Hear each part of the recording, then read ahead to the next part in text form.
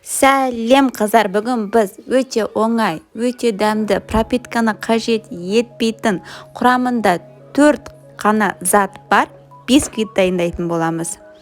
Ол үшін жұмыртқамызға шым-шым тұзымызды қосып, баяу миксерлейтін боламыз.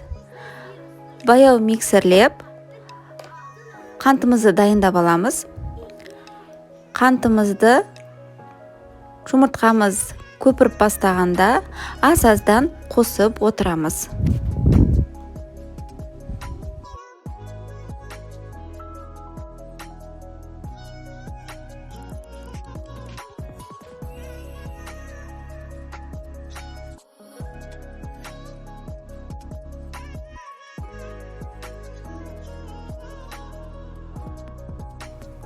Жұмыртқалы массамызды қосып болған соң, қаттырақ миксерлейміз. Миксерленіп жатқан кезде жұмыртқамызға крахмалымызды қосып, араластырып, шетке қоя тұрамыз. Миксерлеп болды. Осындай әппақ, воздушный болып тұру қажет. Аз-аздан ұнымыз бен крахмалымызды қосып, араластырамыз.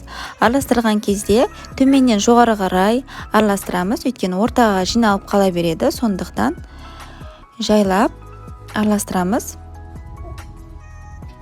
Осылай протеин дайындап қоямыз. Фольгамызды орап, қағазымызды қойып, қағазымызды қойған кезде жанына да қоюымыз қажет, өйткені көтеріледі және жабыспау үшін осылай жабыстырып қоямыз. Жылжып кетпеу үшін.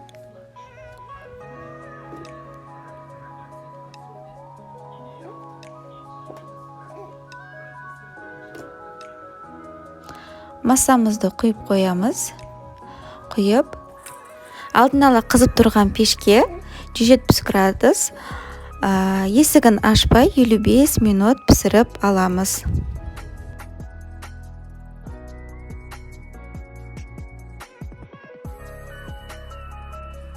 Сәл суылған соң босатып,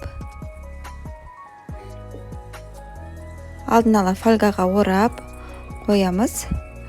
Кейін холодильникке салып, кез келген торттың кремін жағып пісірсеңіз болады.